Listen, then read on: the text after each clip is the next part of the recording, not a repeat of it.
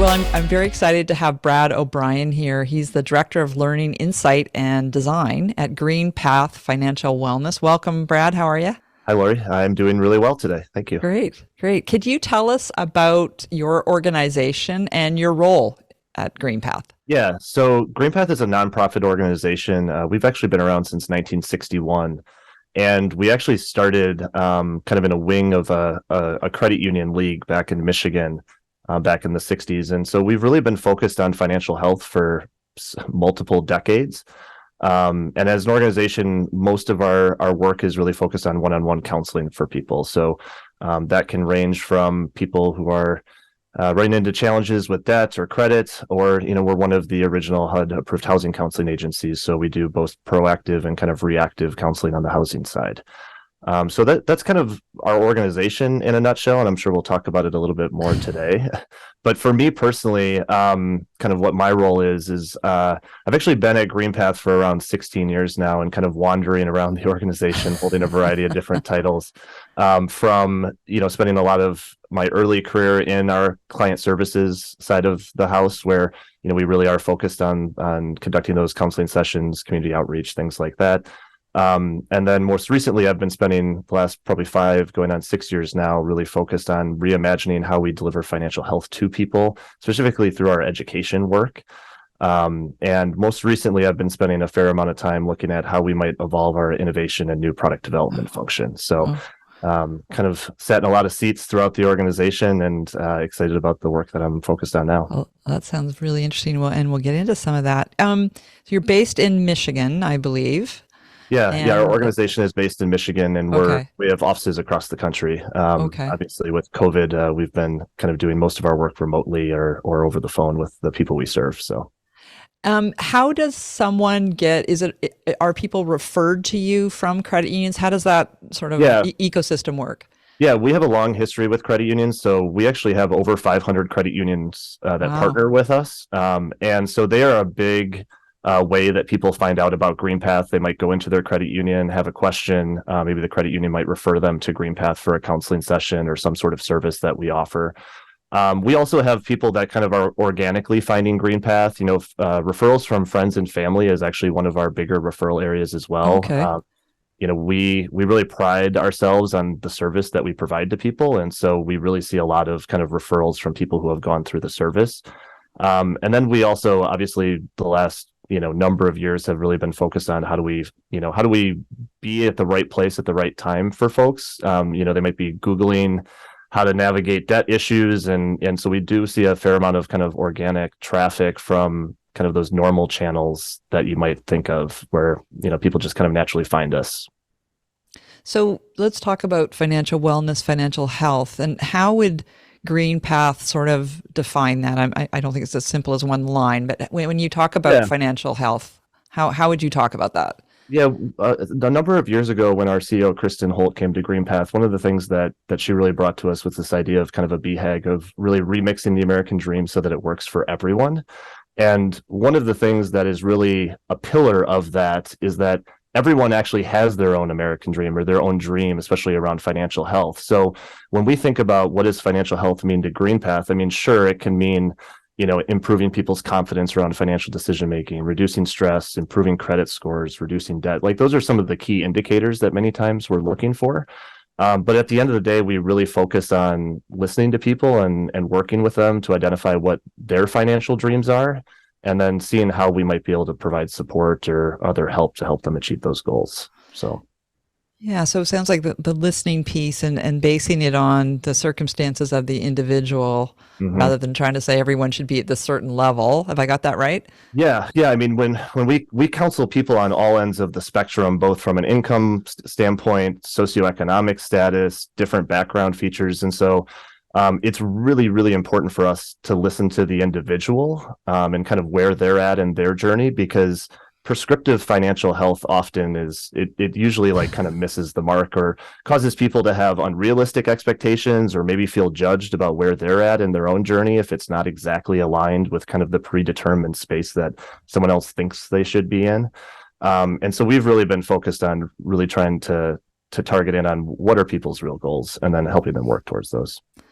And so that is that sort of targeting to the individual. I will ask one sort of broader question though. Are you seeing common financial issues and struggles? Sure. Yeah. And, because we've been around since 1961, we see a lot of cyclical patterns too. I've been here long enough that I was here during the recession in 2008, and we went from an environment where a lot of the sessions that we were working on were people who had credit card debt issues or, had maxed out a home equity loan. It was mainly debt issues. And then within a matter of a couple of months, it really shifted to income reductions, unemployment, housing delinquency issues. I think right now, the pandemic has been an interesting space because there's been things that were present maybe or not present in past financial health crisis moments. And so we're starting to see some of the same things that we maybe saw pre-pandemic. Debt loads have kind of gone up for a lot of people. Maybe some of that stimulus money is starting to kind of wind down for folks that were getting it. And so right now, I think a lot of it is like people starting to feel maybe a little bit of concern around like a pending recession as well too, and trying to be prepared. So are there financial trends? Like, sure. Yeah. I mean, and I think we definitely see them. When you get down to the individual level though, it can become very unique. Yeah. And so, yeah. So your counseling, maybe we mentioned this earlier, but with the pandemic, were you doing counseling in person? Have you switched, and have you seen any benefits, or has it all been painful? Yeah, it's a great question. So even before the pandemic, we had started to reconfigure our model a little bit based on what people's needs were. When I first started at the organization back in 2007, we did a fair amount of our counseling in person in our local offices. And then as technology has changed, people have just become more and more comfortable with the ease that's kind of created with just picking up the phone versus driving into an office. So we had already started to make some shifts, but we were still doing a fair amount of counseling in person. During the pandemic, all of our local offices kind of closed. We were pretty proactive around safety. Getting two people into a room for 60 minutes didn't feel like maybe the best decision for us or for our clients. And yeah, in regards to maybe like the positive side effects, is I really think the pandemic has accelerated people's level of comfortability with technology. And so, we're still at a position where essentially almost 100% of our counseling right now is done over the phone. And what that does allow us to do from a flexibility standpoint is we might be able to serve communities where we don't normally have an office located there. Our hours are a little bit more extended because of it being on a phone. We're less reliant upon other kind of factors related to a building. And so we've actually been able to serve people probably a little bit better in a different way. We're still imagining and starting to transition into what does it look like for us to kind of get back into communities in a way that will be meaningful for people. But in the short term, one of the things that I've really valued about working at GreenPath is when the pandemic first hit, because of some of the work we had already done around how we were serving people differently, we didn't really ever have a window of time where people couldn't call us. Like, we were still available. Right. Which was really impactful for people, especially early on in the pandemic when there was so much uncertainty. Have you seen any other benefits? I'm wondering around, past research I've seen said there's a fair amount of, embarrassment or maybe even shame that goes with someone's financial situation. Does maybe not having to look someone in the eye 100%. Really? Yeah. Even pre-pandemic, the moment we opened up kind of our, like, people could call us whenever they wanted to, essentially, we called it our kind of ready, willing, and able, right? Like, people were ready to complete a counseling session and maybe didn't even have an appointment. And there's a level of like kind of that anonymous nature of like, I can call, people will be nice to me and I might feel less judged than sitting down across the desk from somebody. Even when I worked in one of our local offices, you would have people that would do some of that initial counseling over the phone, and then they would be coming into the office once the trust had been kind of built up. Okay. And so, yeah, it can be really hard for people. And that can be one of the biggest friction points for them, is like picking up the phone and talking to someone can feel really challenging to do. And so we really have spent a lot of time and effort trying to figure out, like, how do we make sure people understand what to expect? And we've spent a lot of time like training our counselors on how to use empathic communication and listening, so that way we're not showing up from a place of judgment, but really from a place of listening and getting people to a point where they can think about strategies rather than that judgment piece. Yeah. So you talked about at the outset that you're, looking at sort of the innovation digital side of things. I'm just curious what you're working on that you'd be willing to share. Yeah. I mean, it's definitely been a journey. I would imagine, like many credit unions, we're not a tech company, right? But we are a nonprofit who is really thinking about how we serve people and how we might serve them differently in the future.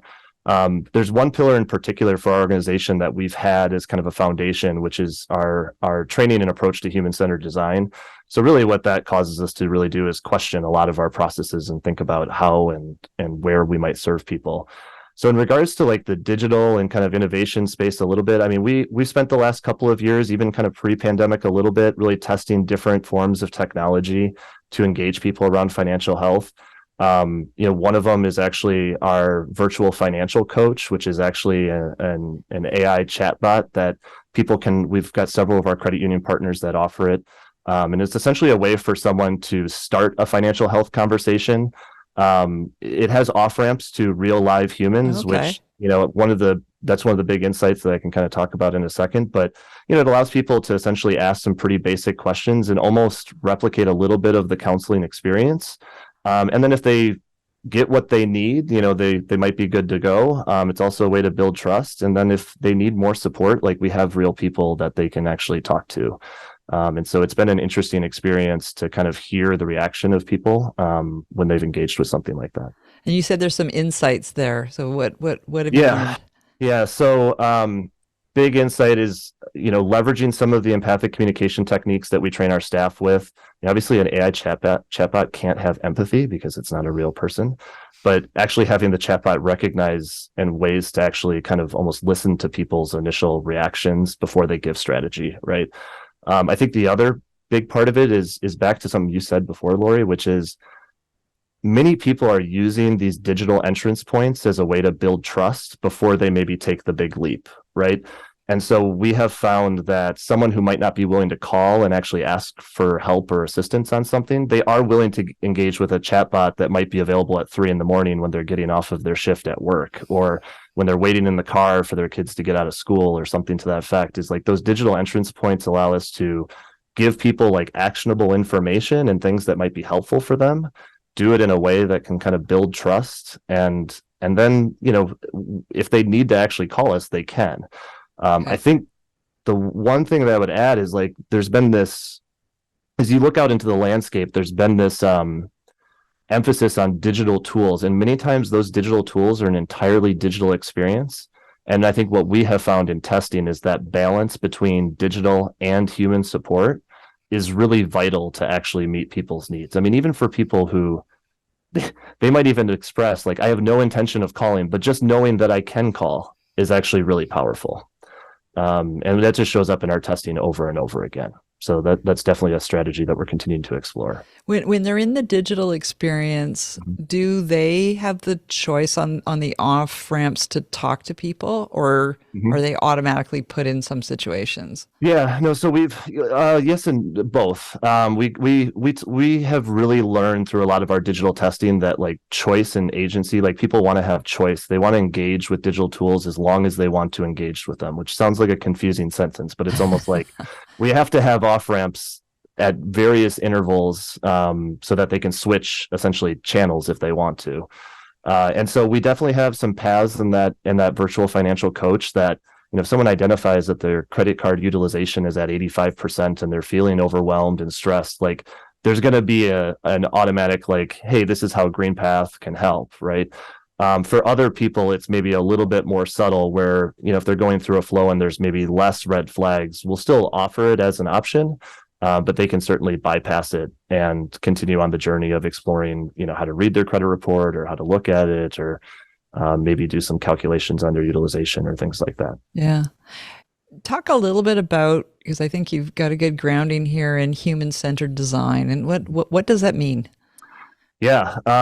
So human-centered design is really putting people first. Often I think when new products or services are developed, we're thinking about like, what's the efficiencies we're going to gain, and how is this going to meet our stakeholders' needs, and like all those things are important, right? But human-centered design really forces you to kind of reground in who your, in this case, end user might be, and understanding like what their needs are, how they might want to be able to navigate a system, and then really intentionally thinking about it as an iterative process. I think often in technology, we can invest heavy with the known solution that we think we have. And human-centered design really focuses on that first step of like empathy and listening, really coming up with some solid ideas, and then prototypes and MVPs, minimally viable products, so that you can actually test and learn and then redo the whole process over again. Constantly keeping the person that you're trying to serve at the center. Yeah, no, that's really cool. With the work you've been doing, what advice do you have for just credit unions in general and on being on top of this financial health, financial wellness? Are credit unions doing as good a job as they should? Are there areas for improvement? Yeah. I think in regards to, and I would imagine many credit unions have some similar potential traps that they can fall into that GreenPath has, right? We've been around since 1961.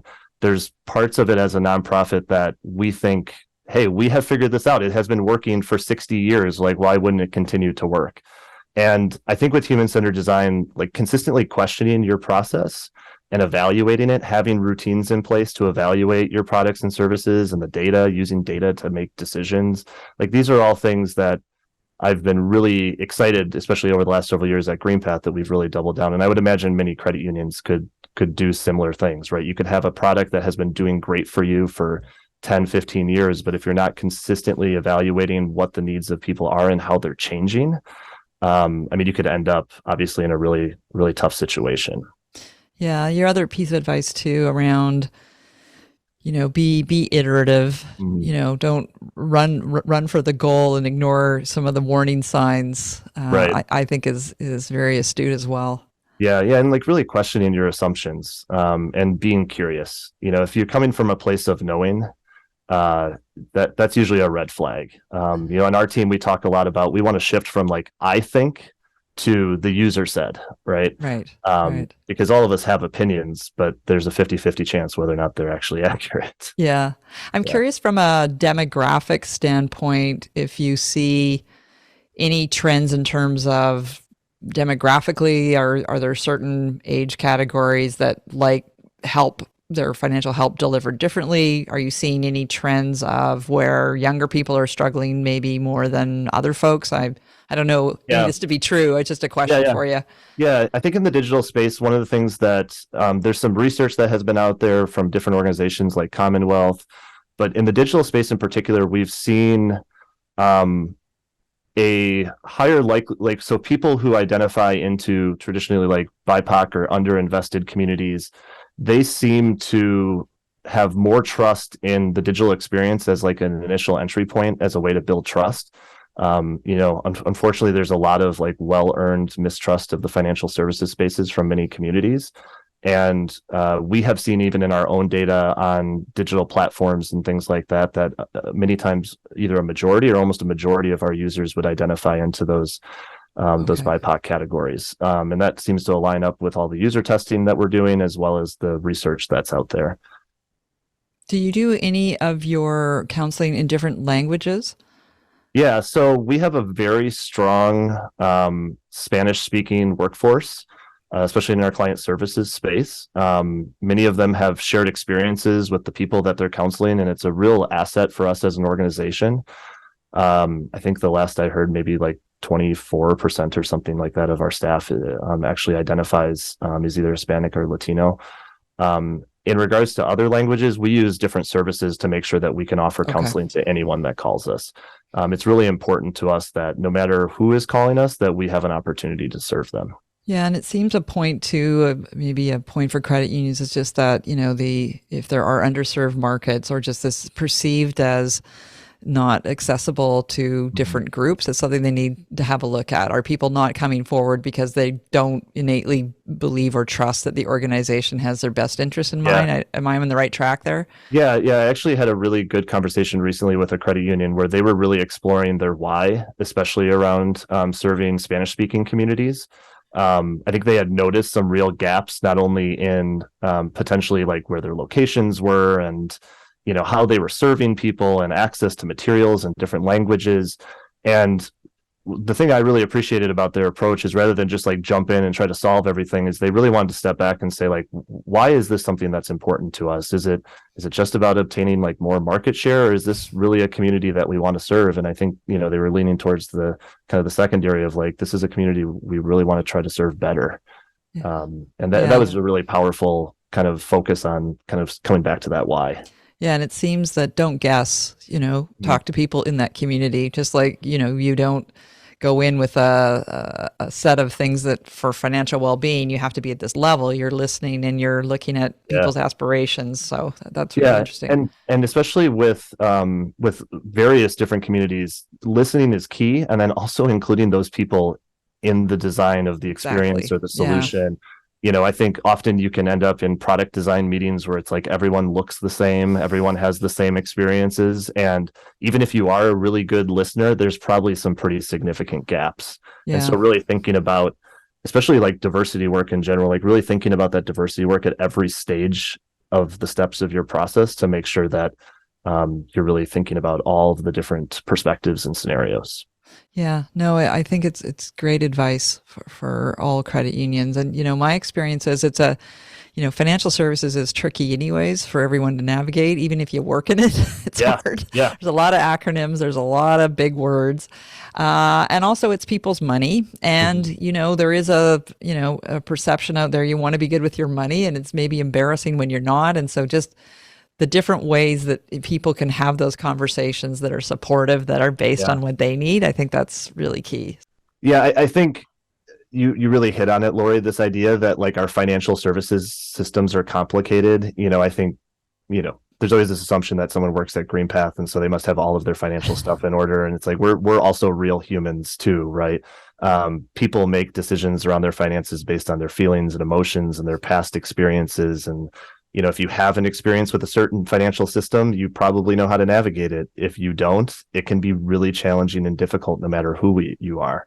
And so kind of connecting back to something that you said previously around like themes and trends, I think a consistent theme or trend for the entire time that I've worked at this organization over 15, 16 years is navigating new financial systems is hard and overly complicated.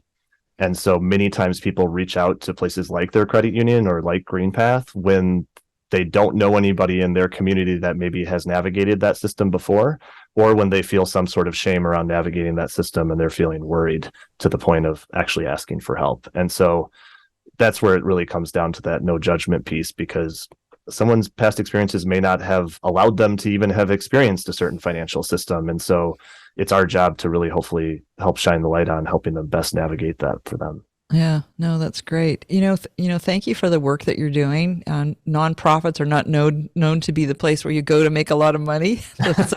so thanks very much. But you've been in this space for a while. Tell me about what attracts you. What is? Yeah. Why do you stay with GreenPath? Why do you work in this industry? Yeah, I probably don't have like the straightforwardest answer. I mentioned before I kind of wandered around GreenPath. Most of my life is around wandering. As a kid, I moved around a lot and I was constantly curious, and I ended up in a place that embraced my curiosity. And I also think thinking about some of my own past experiences or even my family's past experiences more broadly, navigating financial services where I come from has been really challenging. And so as I've gotten older, I think I've realized even around some of the systems that I even struggle to navigate, just because I didn't have those system navigators in my life. And so I think you see this a lot with GreenPath. I mean, we have a very long tenure of employees, and I think part of it is that it is really rewarding to wake up every single day and know that you can have a meaningful impact on people's lives. And that so often kind of keeps many people here. It's not always easy work. Sometimes it can feel overwhelming. But we really try to value our employees and think about them as individuals as well. And we really try to be really purpose driven in our mission. And that continues to keep me here. Oh, that's awesome. That's awesome. When you look at sort of the future for credit unions, And in the space of financial wellness, what would your advice, a couple of pieces of advice for them so that they can stay relevant and truly serve their members in the future? Yeah. I I do think, especially thinking about credit unions and especially maybe some of our smaller to mid-sized credit union partners that share a lot of in common with GreenPath around, we're not a tech company, right? And technology seems to be ruling right now. And so thinking about partnerships has been really important. That's something that we think about, not only with partnering with credit unions, but partnering with other organizations that might actually help us serve our clients better. From software to development to just opportunities to engage with people, right? So really thinking about partnerships, that's like a big part, not feeling like we need to solve all these financial health challenges alone. That's part of kind of how GreenPath thinks about it, is this is going to take a village to really work through many of these things. Yeah. The other things that I would really bring up kind of connect in with some of the things that we talked about. I mean, two pillars of GreenPath are this human-centered design concept. I'm probably an evangelist in that space, where it's like, if you really start from the standpoint of looking at some of your processes and your existing systems and not trying to boil the ocean, but really trying to think of like, what is the member journey or the client journey? Where can we make changes that could actually improve this? What data maybe could we track differently that could tell us that it's working? Yeah. And not just relying upon old practices or old information. And then the final is another pillar of GreenPath is we really do focus on this idea of empathic communication, not only in training our staff and how we communicate, but how we show up digitally. And over again, it consistently shows that there's significant value in valuing people and listening to them and valuing their stories, whatever they are. And we have found that has helped us be a more productive organization, not only in how our staff operate, but also in how we serve people. Oh, that's great. That's great advice. So those are my business questions, but I do have a couple of fun questions. Are you up for that? Yeah, absolutely. So I'm going old school here. So I have this little vault, the vault of fun questions. That's great. It has a very complicated code. I think older. My kids have that same bank, Lawrie. Do they? I've heard that noise before. Have you? Probably like 1,000 times. I got to remember to close it because it keeps beeping if I don't. Okay, so here's your fun questions. Yeah. If you could invent a holiday, what would it be? Oh, wow.